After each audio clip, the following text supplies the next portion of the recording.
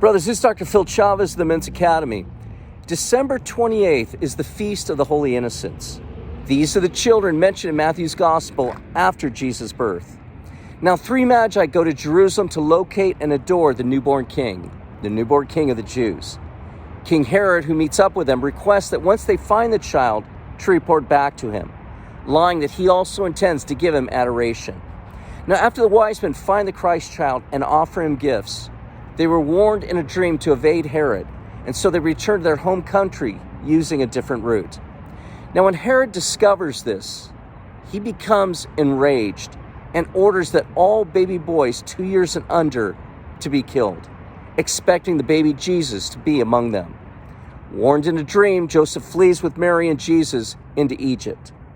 Now, given these babies died in the place of Christ, the church venerates them as martyrs. Estimates differ as to the number of them killed. If just in Bethlehem, perhaps about 25. If throughout the region, that can mean even several hundreds. Now, in Augustine's commentary, he says the Magi were seeking a redeemer, and Herod is fearing a successor. Augustine explains that Herod is upset that this baby king is of Jewish lineage. And so Herod's afraid the kingdom would return to Jewish princes, and therefore he would be expelled. Now, he was a foreigner, alien to the people, and totally alien to the culture. To terrify the people, he rules with a heavy hand even before Jesus comes along. Herod is a deeply fearful and insecure man, especially since this king the Magi seek is just a weak child with humble, poor parents, and not a fierce warrior backed by a strong, well-financed army. He's so insecure that he eliminates his competition, if even only an infant, and he slaughters many to get the one. Herod's a heartless coward. Now, brothers, perhaps not much has changed in rulers today.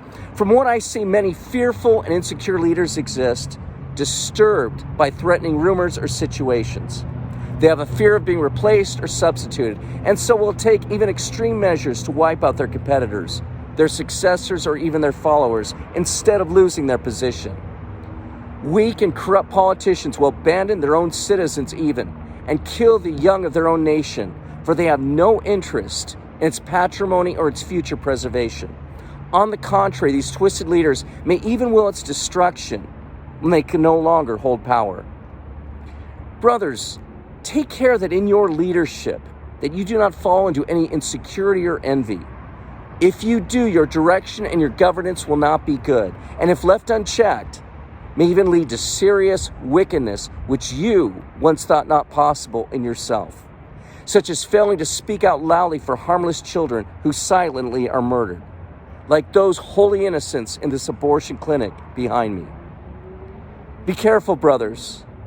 Be attentive to what makes for true justice. And God be with you.